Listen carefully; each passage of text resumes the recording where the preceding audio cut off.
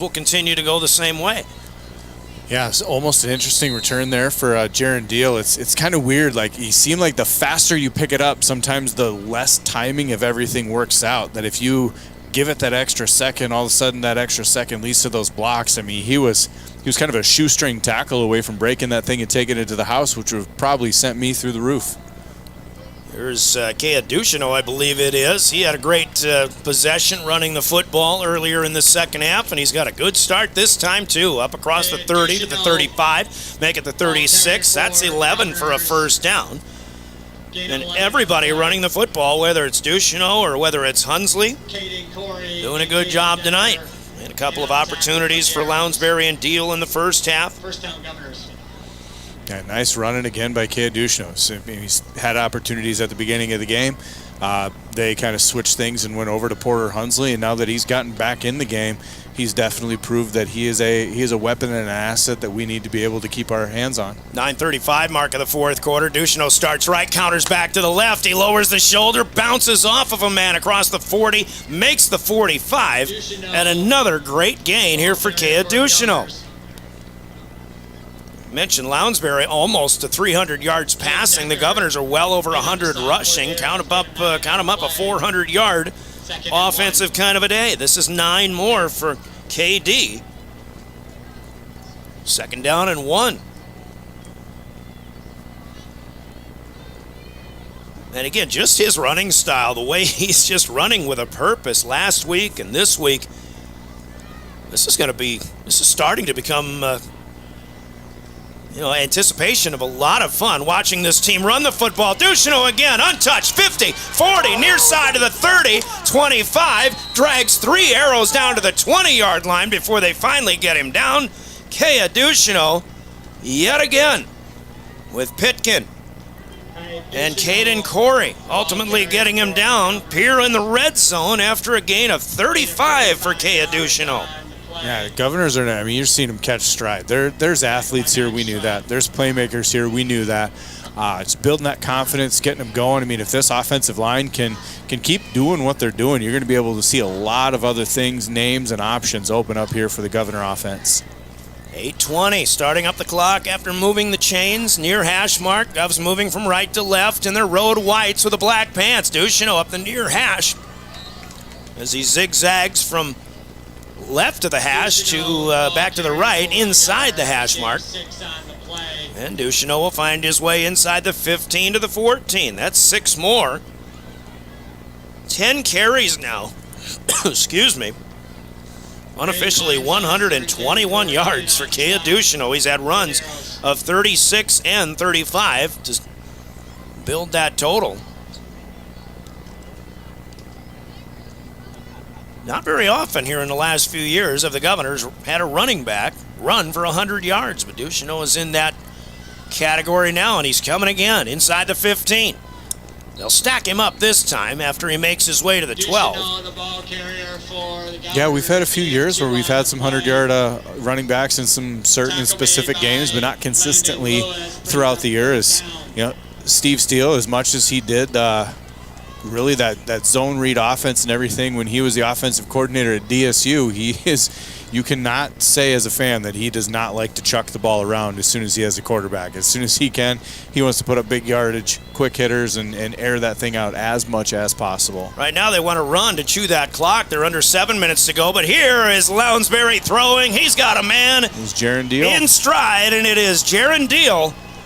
Touchdown this time from 12 yards out. The Governors score again. They're breaking the 40 mark. It is now 40-13. And I'm with you. The 1 to the 7 to try and figure out if that is Shufflebein or Deal is very, very difficult to do. I think the thing that I've started to look, you got to look at who's got tights on. I think Shufflebein's got one tight on, like a left leg or something, and Jaron doesn't. So that's the only way I'm able to tell them apart. Templeton's PAT is good. 6:49 to play.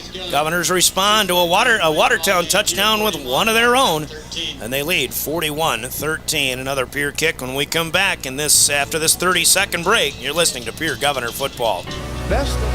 Protect what matters most with the Brittany Shufflebein Agency, American Family Insurance. Our personalized insurance solutions ensure you're covered, no matter what life throws your way. From home and auto to farm, commercial, and life, we tailor policies to fit your unique needs. With our dedicated team and exceptional service, you'll have peace of mind knowing you're in good hands. Contact the Brittany Scheffelbein Agency, LLC. Stay in a beautiful Black Hills vacation home, the Summit on Dancing Sky. Welcome back to the Owyhee Federal Credit Union Press Box. Owyhee Federal Credit Union, where they treat you like you own the place, because you do. Here they lead 41-13 after a to the 12-yard touchdown pass from Caleb Lounsbury, rolling out, finding Jaron Deal. And after Deal was not able to finish a score last week, it was good to get him with an opportunity to throw one, to catch one here tonight. Third touchdown pass by Lounsbury, who right now I've got at 297 yards throwing through the air. But Kea Ducheneau with a big 35-yard run to spearhead the movement on that possession. Carter Templeton with a short kick, taken on a hop at about the 15-yard line, up the far side, outside the numbers. And Gage Robeson, Tyson Miller this time, announced as the return man. So Watertown will try, well, one more time in this case. And I think if you're Watertown, maybe you just concede the outcome, but you still want to come out and maybe continue to do what you did on that last drive when they went 10 plays, 74 yards, doing most of the damage on the ground. They start here at their own 27. 6:40 to go, fourth quarter.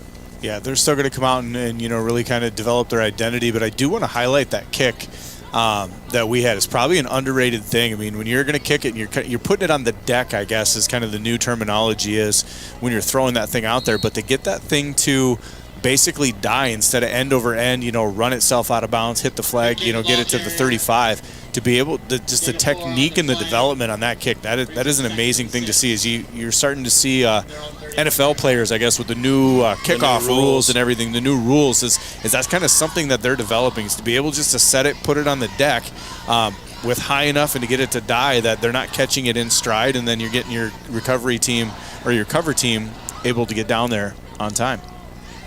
Pitkin runs to the near side on first down for 4 yards. Max Bogenhagen and Hudson Schaefer in on the stop. Now they go with Lincoln Scott on 2nd and 6. Another great surge. Good for a first down across the 35 to the 40. And more pure contact. Sutton Sonnenschein, if you're announcing your safety making stops on running plays, that's not a great thing, but right now the Govs will take it. Just don't give up big plays. And again, big Lathan Rounds out of the middle of the line, ranging out to make a stop here as well on Scott, who will pick up 9 to the 40. Yeah, we're getting contact early, just not able to corral him and bring him down. And so, like I said, when you're getting to that third level and it's got to be your safety bringing you down, getting on the stat sheet for the run game, not the guy that you want in the mix right there. Good night for Scott. He's over 100 yards, but he won't get much this time. Pulled back by Max Schmitz as Lincoln is across the 40 to the 41-yard line. Yeah, Max Schmitz getting himself in there. Kind of caught that thing from behind a little bit, not necessarily in his hole or gap, but he was able to come flat down the line, get himself into the mix, and ultimately bring him back. Just a yard this time. It'll be 2nd down and 9. Under 5 minutes to go. Govs again have Brookings at home for homecoming next week. Watertown goes to Mitchell. And then they've got Douglas here in 2 weeks. Couple of teams that figure to struggle in prognostications. So Watertown might get an opportunity. Here comes Schmitz again. And a big loss and a quarterback sack. Pitkin didn't see him coming. And Schutz grabs him at the 30-yard line, throws him back to the 27, but they will spot at the 30 a loss of 11 on the sack of the quarterback by number 5'5", Maximus Schmitz. Yeah, double nickel, showing off some athleticism, being able to chase down Pitkin. I mean, Pitkin was ultimately trying to set his feet to get to throw, but he got there quick, and he's, really not a guy we've talked about a ton, but the last few plays here, he's making himself known, putting himself on the stat sheet. Watertown in 3rd and let's call it 20 from their own 30-yard line. The midfield stripe is the line to gain. Draw play, handed off to Miller, who stumbled trying to cut back to his left. Not a bad gain, but 7 or 8 not going to be enough on 3rd and 20. Conservative play for the Arrow offense, and they'll spot him to the 37. Conservative play by the Arrow offense there, and then also, I mean, real kind of soft and conservative play by the Governor defense. They definitely had guys back here by the 50-yard line not coming up on the play, as they were not going to let anything beyond them. So it's 4th and 13. Pitkin is staying out there. Miller and Kessler Swenson, one of the wideouts, coming out. Watertown appears to be going for it. Now Swenson coming back in. Scott is in the backfield. Single wideouts, both sides. Low snap. No, they are going to punt as Pitkin kicks it away. He gets a great bounce. And that'll go all the way down inside the 20 and trickle to the 15-yard line where it's going to be down. So they disguised it as a 4th down, go for it. Governors don't know if they cared to have anybody back in either case. They're not really going to be upset with under 3 minutes to go and a 41-13 lead. It'll be 1st down for the Govs. But ironically, the best punt of the season for the Watertown Arrows comes from their quarterback on a short snap. Yeah, the non-traditional stuff, where he ended up having the snap, even though he was only 5 yards back, really at his laces, just picked it up, didn't even really look, just kicked it, got rid of it, didn't care, and ultimately got a really good cook and a heck of a bounce out of the deal. Randall Cunningham kicked a 91-yard punt once in a similar situation there back in the 80s. 1st and 10. Yeah, you might be aging me with a Randall Cunningham punt in the 80s. Football I was trivia. alive, but that is some good football trivia. Governors come short with the snap, and we get our first look at a backup running back for Pierre. Thomas Snyder, 165-pound sophomore. He runs straight up into the middle. Might get a yard on that. Let's give him the 16. And then the Governors with a 28-point lead. Pierre's going to improve to 2-1 on the season. They got upset at Huron last week, but again, Huron duplicating the feat when they shut out the T-Area Titans. Down outside the Metro, 16-0 tonight. Watch out for those Huron Tigers. Yeah, we sat and, trying to pick apart and diagnose that entire situation of us, not getting that win there, and I think the bell had us all confused.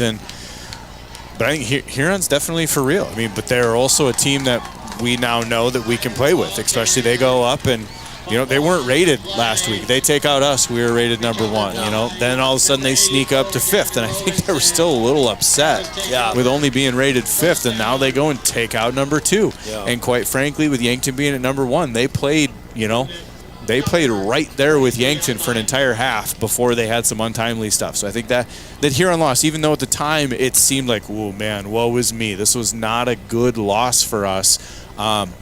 Huron's for real. They are to be respected, and I think their coaches there are doing a fantastic job. So, Huron probably looking at being rated 2 or 3 here by the end of the week. Well, Thomas Snyder just ran for 7 more yards, and it's close to a 1st down. Jaron Deal, the sophomore, is in at quarterback. Actually, Snyder lost the football. Watertown all of a sudden comes out of there with it. I thought a timeout was being called, but it was a change of possession on a turnover. So Snyder loses it. Watertown started at the 24. Marcus Pitkin throws a pass. Pitkin's pass complete to number 10, Caden Corey. Caden Corey, yeah. For a 10-yard gain. So the Governors commit their 2nd turnover, and we'll try to get caught up here. And Watertown has it now at the Pierre 12-yard line. That's a gain of 12. Minute 30, counting right now, as Watertown would like to get into the end zone one more time. Pitkin going to follow Scott and others around the left side inside the 10-yard line. Yeah, Pitkin, as much as he wants to get into the end zone, he took about 2 pretty good hits right there. He might just want to think about, hey, I know this game's out of hand and I really want to get in the end zone, but I think he should probably want to play the rest of the season and not take those kind of hits. Yeah, when you're down by 28 and a minute left, you let the big guys like Lincoln Scott, absorb the brunt of the action here. Especially at the quarterback position. I mean, I guess I don't know. Maybe Watertown does have, a couple more options at quarterback, but he's definitely the one for right now. Pitkin going to keep it again. Might throw. Nope, he's going to keep it. He's looking for the edge. He has the 5, turns the corner. The Governors will push him out of bounds, and in Watertown's quest to get into the end zone, that will stop the clock. Close to a first down. It looks like they need the 2-yard line, but the ball will be spotted at the 3, a gain of 5. And again, Watertown's going to be 0-3, but they do have some winnable ball games coming up, especially in the next 2 weeks. So an opportunity to continue to work on what has been working, but try to improve on things that they really need a lot of work with. Scott looking for his 3rd touchdown of the night. He's got it. The race to the pylon as he bounces it out to the right side. Touchdown, Watertown. The clock has 000 on it, but the Arrows will score one more time. 3-yard touchdown for Lincoln Scott. The game is over. 100+ yards, and they will not even ask Watertown to do a conversion here. Brian Wedham on the horn says this game is in the books, and your final score, the Pierre Governors on the Gales Gas Service scoreboard exact a little bit of a measure of revenge to the Watertown Arrows. Your final score here in Watertown is the Governors 41, Watertown 19. Governors are 2-1. Watertown falls to 0-3. The scoreboard brought to you by Gales Gas Service in Pierre. Got a nice weekend coming up, but it's going to be cold at some point. Remember to think of Gales Gas Service for all your propane needs and more when it gets cold, especially. Gales Gas Service in Pierre. We pause for 3 minutes, and we'll get to Postgame. Postgame sponsored by Family Dental. They've got offices in Pierre and Gettysburg, and we'll talk all about it. We'll give you the full recap, stats, and the Governors do have stats tonight, folks, let me tell you. And we've got your player of the game from Cowboy Country Stores, your Hermanson Endodontics big plays of the game, and we'll have a chat with the victorious head coach in Steve Steele coming up. All in our Family Dental Postgame. You're listening to Pierre Governor Football on your official voice of the Governors, River 92.7, drgnews.com. Govs win. Dr. Ryan and his team at Family Dental in Pierre and Gettysburg would like to thank their wonderful patients for allowing us to treat their whole family, from infants to elders and everyone in between, including routine dental care, same-day crowns and bridges, implants, and many more procedures. We are excited that soon we'll be able to offer IV sedation. We are excited for what the future will bring. Call 224-7774 to schedule an appointment today. Again, thank you to all our wonderful patients. Century Business Products is a proud provider of the most reliable Kyocera copiers and printers to the Pierre School District. Backed by 5-time nationally awarded Kyocera servicing team. Are you looking to control color cost? Looking to reduce printers? Are you looking for more efficient ways to scan documents? Or maybe you'd like to become more paperless? Look no further than your local Century Business Products. Call 800-529-1950 and see how they're powering business technology. Dakota Storm Roofing is a locally owned roofing company in Pierre, specializing in both residential and commercial roofing services. They can handle your asphalt shingle, metal roofing, and flat roof needs. New construction, plus all types of roof repairs. They can handle the finishing touches, adding fascia, soffit, and gutters too. No job is too big or too small. For a free estimate, call Dakota Storm Roofing at 280-9794. Go to dakotastormroofing.com or find them on Facebook or Instagram. Superior Concrete is proud to sponsor the Governors this season, and just as proud to offer the finest concrete solutions available for commercial and residential applications, as well as foundation and flat work. The bottom line, if you need anything done with concrete, we can do it. Superior Concrete. Give us a call today for an estimate or more information. That's Superior Concrete. Find us on Facebook or call the office at 605-494-0102. That's 494-0102. Call today. From the early days of South Dakota statehood through today's digital revolution, BankWest has remained committed to helping customers and communities succeed. BankWest Associates uphold this commitment by developing innovative products, tailoring financial solutions to customer needs, and actively supporting community causes. For a bank committed to helping you and your community prosper, choose BankWest. BankWest. Convenient, connected, committed. Member FDIC. Do you dream of a custom home built within your budget and done on time? Kruger Contracting can make that dream a reality. They're a trusted home builder since 2003, and they're going to be upfront and open about cost and transparent about where your money is going when it comes to your new home. Their skilled crew will manage construction of your new home from start to finish. They're located in Pierre and can build your home in Pierre, Fort Pierre, or the surrounding area. Call 605-222-2523. Visit KrugerContracting.com or find Kruger Contracting on Facebook.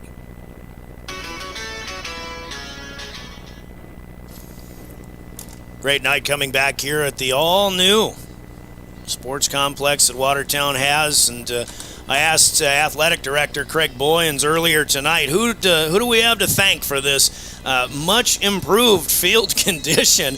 That Watertown Stadium, when we were here 2 years ago, we were in kind of a closet-size spot. Caleb Brozick on camera had to go up above and sit on some roof, and there was, of course, they had a triangle room turf in the old box that also, the triangle room also had a pillar in it for one of the edges. So it's definitely much improved. This pretty nice facility for a turf facility. Yeah, I'm a huge grass fan. If you could have this facility with natural flat grass out there on that, I mean, I'd throw in $1 or $2. It's about all I got, but I'd throw it in. There was history in that place, but it was the dream of the Watertown superintendent, and the school kind of just raised all the funds, and it didn't do it with a lot of donations. So congratulations to Watertown. They've really got something cooking. They've are off to a rugged start football-wise. They're 0-3. The Governors played very, very well tonight. This is more like it. This is what Governor fans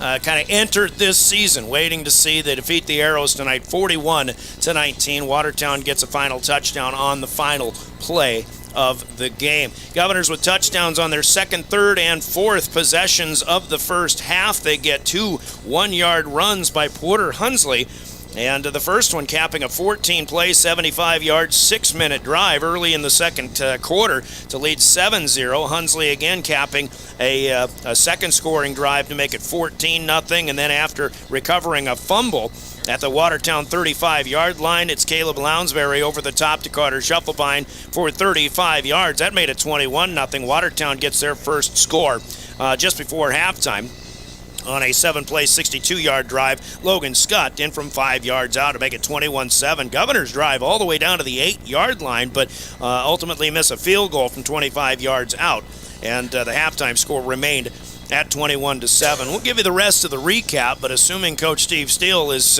not too winded as he's come all the way up here, we will chat with the head coach first. And Coach, I'm going to tell you, I don't know how much of a stat guy you are, but you're almost at 500 yards tonight. You're doing it through the on the ground. You're doing it through the air. Caleb Lounsbury had a great night. Receivers had a great night.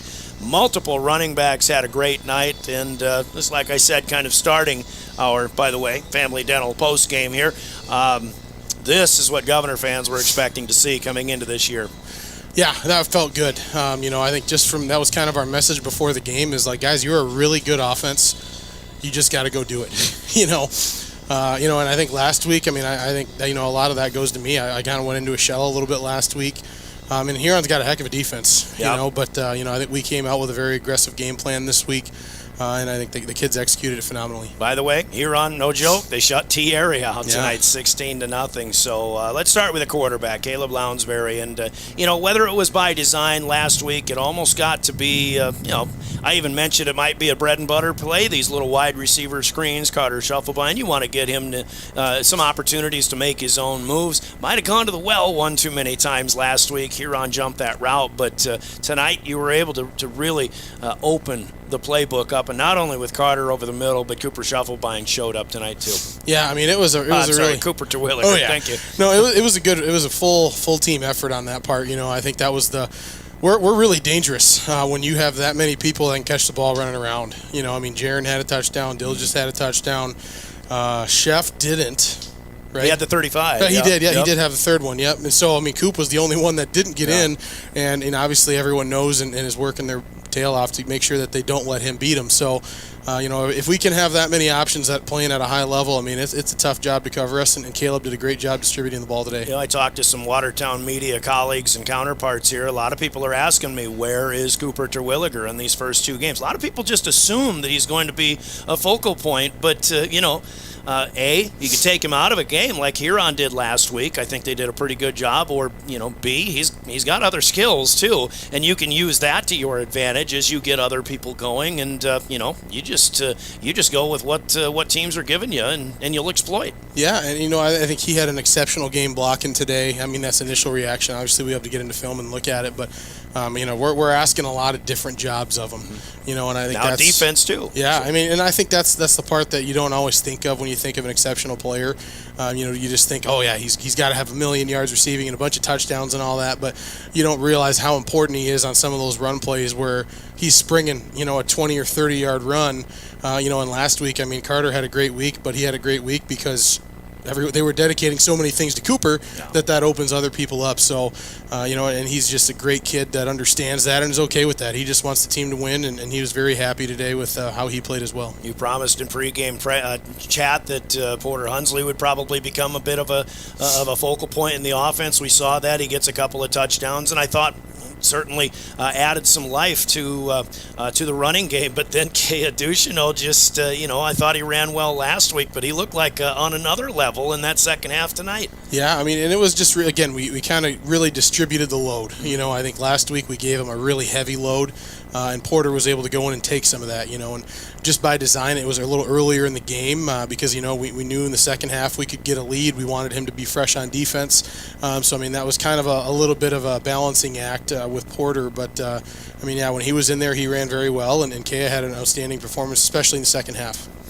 Just kind of curious, question out of curiosity. First drive, you got a promising thing going. You stall on 4th down. It ends up being an interception for what it's worth. What are your thoughts at that point? Yeah, I mean, it's one of those things that's definitely a little frustrating at the time because you're right there and you don't get it again. But then we were really happy the guys came back the next drive. We're able to go all the way down and cash it in. All right, and let's talk about the defense. I mean, they did a pretty good job. I know you started giving up running yards a little more in chunks, and Lincoln Scott certainly had a good night, 100+, 3 touchdowns, but I think you were able, given the score at that time, to just make sure you're not giving up the big play. You're okay with giving up 4, 5, 6, 7 yards at a time. Yeah, and I think that was a great job by our D staff working through. Schoen Hard went out with a little bit of a hip deal and missed pretty much second, third, and fourth quarter. I guess I thought at one point I wasn't really seeing him or mentioning him. He didn't play any of the second, third, or fourth quarter, so it caused a little bit of musical chairs, and then just with everything, again, when we have a couple touchdown lead, you can kind of afford to die slow, and as long as you're not letting them score quick and they're making them take a 5-6 minute drive, especially when the offense is clicking, that makes it a little easier to feel like you can do that. But I think they did a good job by managing that side of the game, and really, like I said, that last one at the end, I mean, is what it is. The offense certainly responded. Let's talk about individual performances that maybe you would like to highlight. Who really stood out for you tonight? Yeah, I think a big game of someone that wouldn't have been on the stat sheet would have been Max Schmitz and Max Bogenhagen.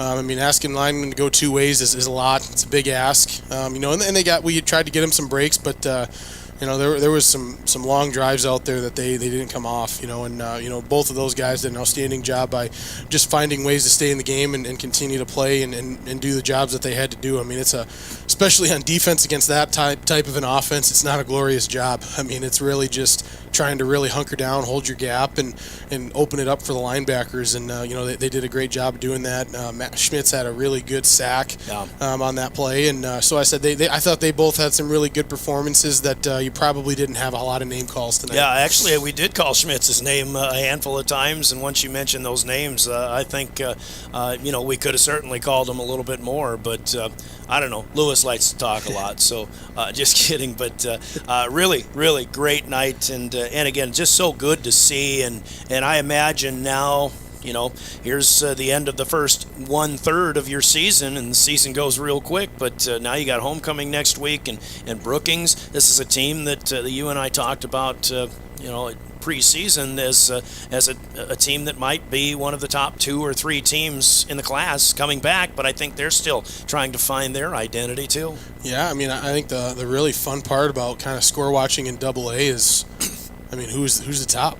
Yeah. I don't know if you're really asking for a true top 5. I think you could have 7 teams that all have a very reasonable claim to that. Yeah. You look at Watertown even. Watertown plays Sioux Falls Jefferson, they play Yankton, and then they play us. Yeah.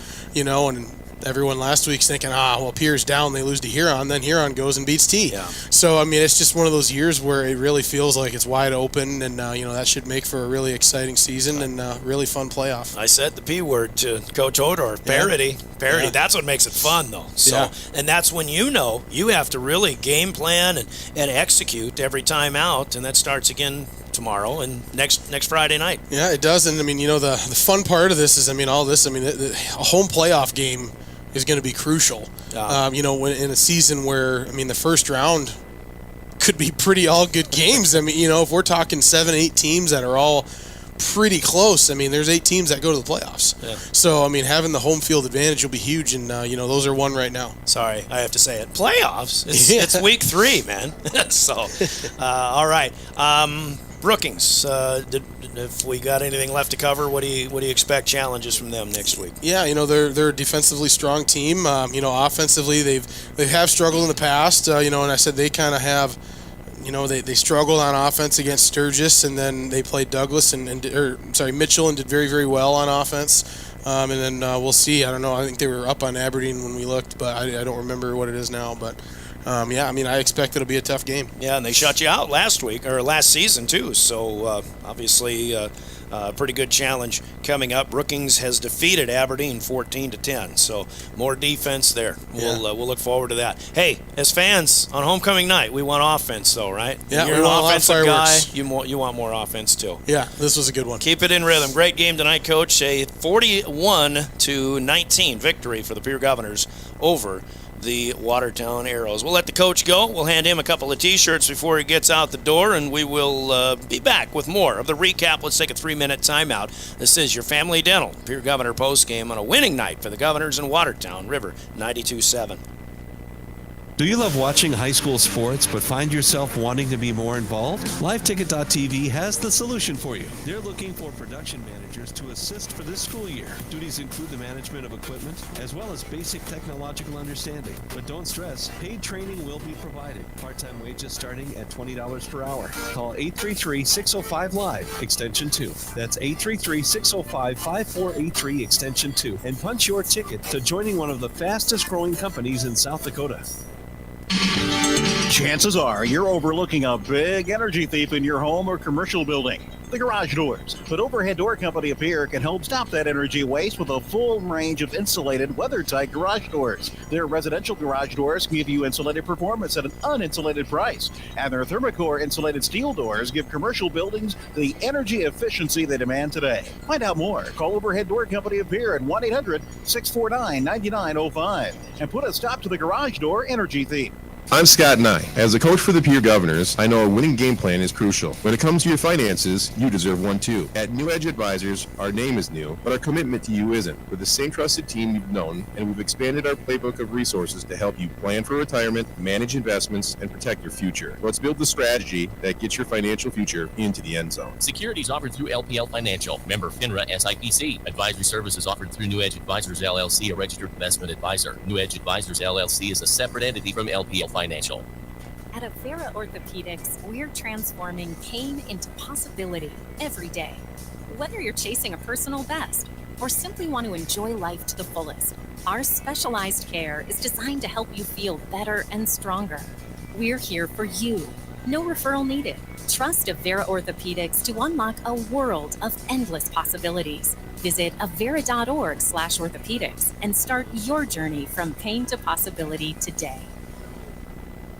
Capital City Ford Lincoln Toyota in Pierre is here for you. They make it easy when looking for a new vehicle, getting all available vehicle information so you can spend less time researching and more time enjoying your purchase. Shop their extensive inventory from home at CapitalCityFordToyota.com or stop into Capital City Ford Lincoln Toyota, 518 East Sioux Avenue in Pierre. Count on them for all your service needs with convenient scheduling and in-stock parts. Capital City Ford Lincoln Toyota in Pierre, 605-224-7378. From the early days of South Dakota statehood through today's digital revolution, BankWest has remained committed to helping customers and communities succeed. BankWest Associates uphold this commitment by developing innovative products, tailoring financial solutions to customer needs, and actively supporting community causes. For a bank committed to helping you and your community prosper, choose BankWest. BankWest. Convenient, connected, committed. Member FDIC. Welcome back to our Family Dental postgame. Brian Oakland here in Watertown. Govs win tonight, 41-19. Before we chatted with Coach Steele, we began our game recap, and we'd gotten to a 21-7 Pierre lead at halftime. Watertown started first in the second half, picked up one first down, but had to punt, and the Governors, after a short punt, had 54 yards to go, and they did it in just 3 plays. There was a 36-yarder by Kea Ducheneau to get the Govs down to the 10-yard line, and then Ducheneau ran the rest of the way on the very next play, 10 yards out. Governors brought in Carter Templeton to kick for the first time, but missed one wide right, and that was gave the Governors a 27-7 lead, just underway, 8:51 to go in the third quarter. Watertown then had a promising drive coming back. They go 10 plays from their own 32 all the way to the Pierre 28-yard line, but they were not able to convert on fourth down. Pierre takes over from their own 28, and another 3-play scoring drive, this time covering 72 yards, a minute and 34 seconds. Caleb Lounsbury finds Lincoln Dilgis on the far side and just hit him in stride. Dilgis runs 60 yards in the end for a 34-7 lead after Templeton makes the PAT. That comes with 2:52 left, and again, just another example of what Caleb Lounsbury was able to do when he had more opportunities to throw the ball downfield, as opposed to the difference in the game played last week. Watertown did have an answer this time, though. They get a 10-play, 74-yard scoring drive in 4:23. Lincoln Scott scores his second touchdown of the night from 4 yards out, but Watertown was not able to make the PAT. That makes it 34-13 with 10:17 to play, and the Governors come right back themselves, 75 yards in 6 plays. Lounsbury, as Ducheneau was doing most of the running on the ground on this drive, but 6 plays, 75 yards. It was Lounsbury to Jaron Deal, who catches his first varsity touchdown from 12 yards out, and Templeton makes it 41-13 with the PAT. Both teams trade possessions. Pierre put their reserves in with 2:56 left. Thomas Snyder ran a couple of times, so the Governors did lose a fumble, and Watertown had a 24-yard field to work with, and on 3 plays, with 1 from Pitkin and 2 from Lincoln Scott. On the final play of the game, Lincoln Scott ran it in from 3 yards out. The officials called the game there. No conversion needed. Your final score, 41-19. As I mentioned with Coach Steele, the Governors almost to 500 yards tonight unofficially, and it's Lounsbury through the air. Catch these stats: 17 out of 22, 297 yards, 3 touchdowns. He did throw the 1 interception. He was sacked just once for a loss of 2 yards, 295 net passing for the Govs, but the more impressive number to me is 197 yards rushing. Kea Ducheneau, 11 carries for 123 yards. He had big ones of 35 and 36 yards, a 10-yard touchdown in there also. And then Porter Hunsley comes in and chips in 12 carries for 46 yards. He scored the first 2 touchdowns of the night for the Governors from 1 yard out each. Lounsbury only had to keep it 2 times for 13 yards from the quarterback position. Thomas Snyder, 2 carries for 8 yards. Jaron Deal, 2 carries for 7 yards. 197 on the ground, 297, 295 net through the air, 492 actually overall. Darn near 500 yards of offense for the Governors tonight. Catching the football, it is Carter Shufflebine, 6 catches, 105 yards. and a 35-yard touchdown. Cooper Terwilliger, 5 catches, 76 yards. No touchdowns, but he did have gains of 20 and 20 and 18 yards. Then Lincoln Dilgis with 2 catches for 74 yards, including that beautiful 60-yard route run, catch and run between Lounsbury and Dilgis. And Jaron Deal with 4 catches, 42 yards, and the 12-yard touchdown, the last one of the night for the Governors. Just 2 penalties for Pierre tonight, 10 yards marked off, 16 first downs. They did have 2 turnovers, both of them ultimately inconsequential tonight. As for Watertown, they'll do most of their damage on the ground. 195 yards, including 107 from Lincoln Scott on 19 carries. He scores 3 touchdowns. Marcus Pitkin, 12 carries and a 6-yard average, 72 yards overall. Tyson Miller carries 4 times for 16 yards, so 195 on the ground for the Arrows. Pitkin, 11 out of 16, good percentage through the air, but just 66 yards. He was sacked twice for losses of 12 yards, so 54 net passing for the Arrows, 249 total yards for Watertown. Three penalties for the Arrows, 27 yards marked off. In fact, there was no penalties called in the entire second half in this game. Receiving-wise for the Arrows, Cutler Swenson catches 3 passes for 28 yards. It was Braylon Jank with 2 catches for 19, and Tyson Miller with 2 catches for 10 yards. Hunter Peterson had a 7-yarder but lost a fumble on that play, and Kai Paulson with a 5-yarder. Lincoln Scott caught 1 ball for a loss of 3.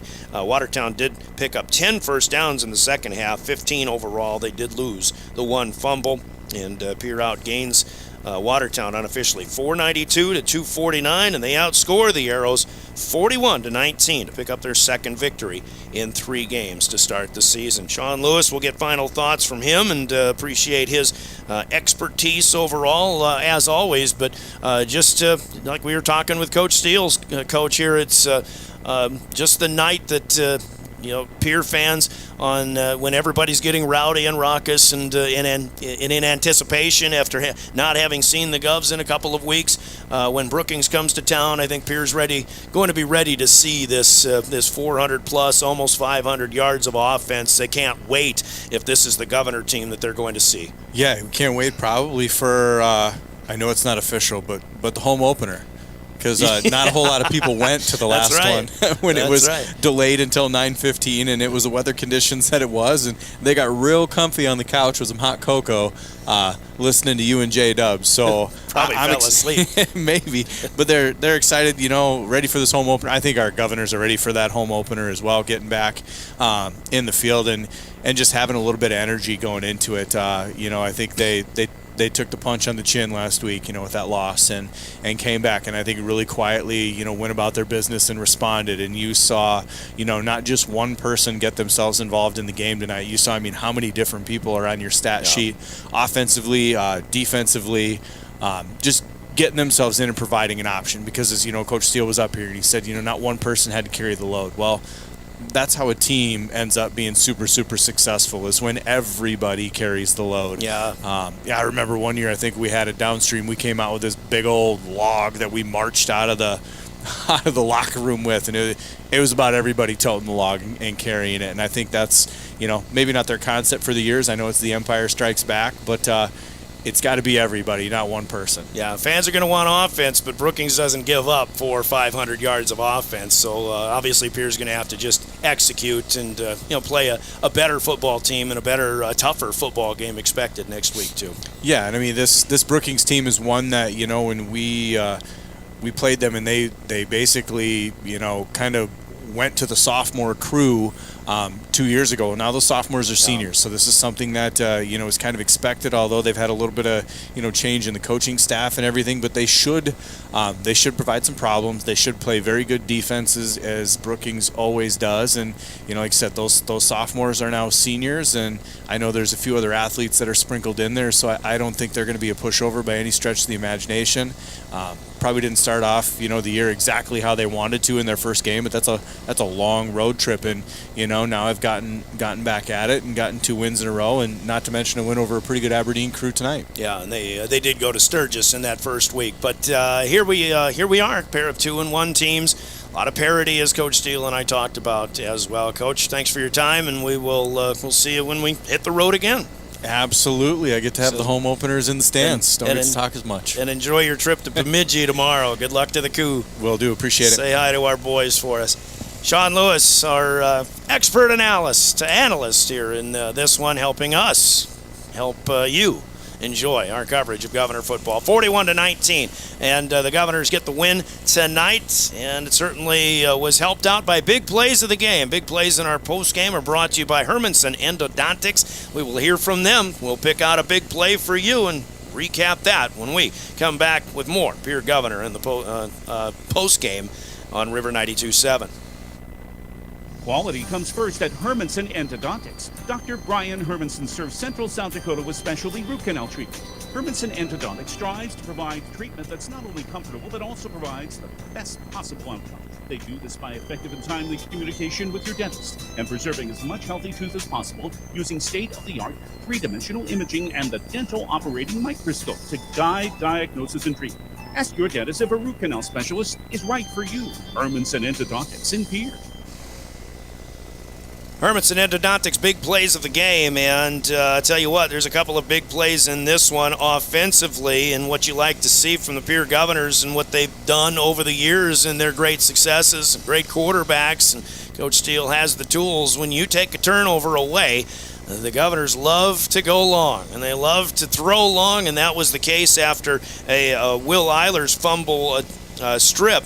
And the Governors fell on it at the Watertown 35-yard line. And at the 4:58 mark of the second quarter, the third touchdown of the game scored was the 35-yard touchdown as Caleb Lounsbury dropped the dime to the far corner to Carter Shufflebine, 35 yards out, that made it 21-0. And another perfectly thrown ball in stride to another receiver was the 60-yarder that he hit to Lincoln Dilgis. This time he threw left, and Dilgis caught it just perfectly. It was already behind the defense, but Dilgis able to run the rest of the way.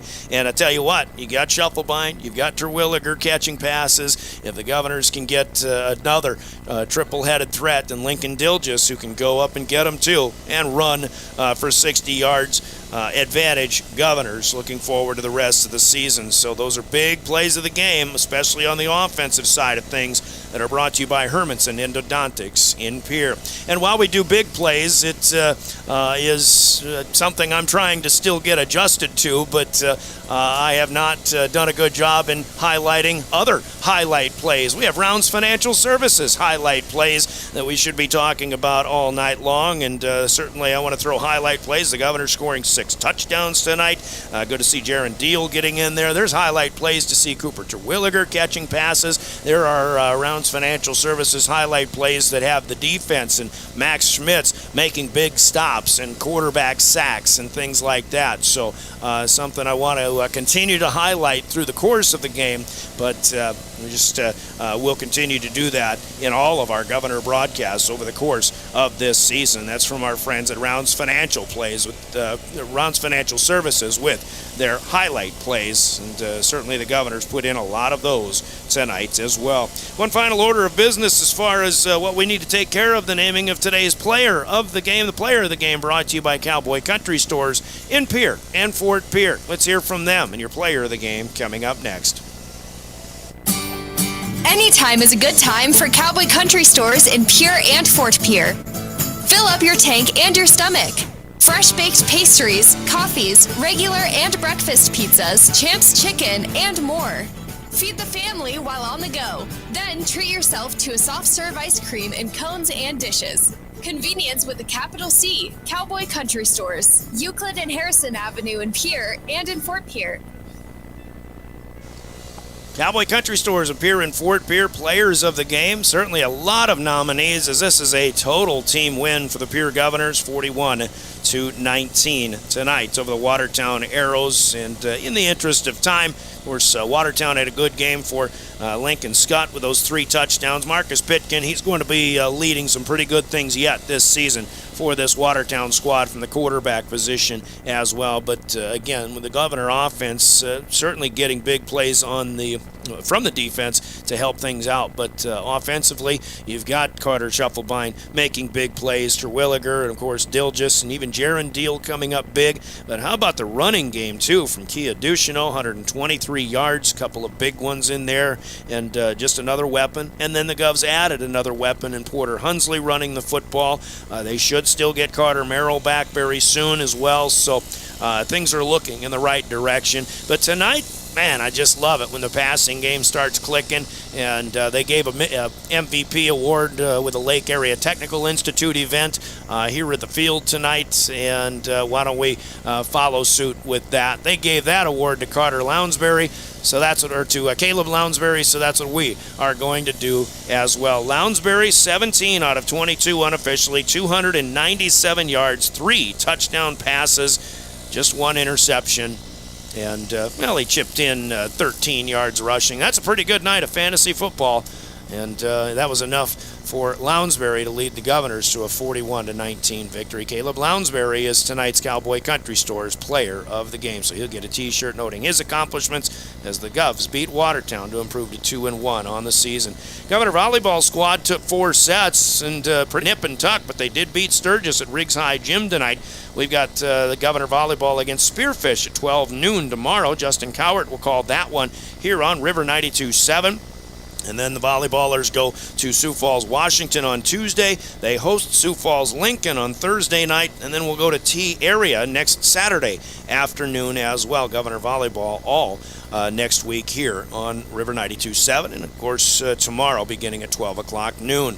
Competitive Cheer and Dance has an event at Huron on Tuesday, Brookings on Saturday. The golf team, boys golf, will go to Brookings on Monday, Winter on Tuesday, and then to Mitchell on Friday in the week ahead. Tennis squad will be in action with a quadrangular at Huron tomorrow with Watertown and Brookings, along with a host team Huron.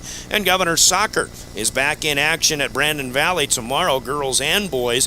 And then the Governor girls, who that night of the rain out, or the rain delay in Governor football 2 weeks ago, the Governor girls did not get to play Rapid City Stevens. That game is scheduled to be made up now on Monday at the PILC soccer field. That is scheduled for 4 o'clock. I imagine we'll have that game for you on River 92.7. If Justin Cowart is up for that, we'll have to set that up. And then we've got matches against T-Area for the Governor soccer teams at 12 and 2 next Saturday. That would be here on River 92.7 as well. That's what's coming up in Governor high school sports. And, of course, we've got Vikings football on DRG Media Group as well on Sunday night. In fact, the Vikings will host the Atlanta Falcons on KPLO and KMLO, sister stations of DRG Media Group. One last run through the scores here in football, Class 11 AA, with the Governors beating Watertown 41-19. And again, the game we've been talking about, Huron shutting out T-Area 16-0. We know Brookings beat Aberdeen 14-10. Brookings comes to Hollister for homecoming next Friday night.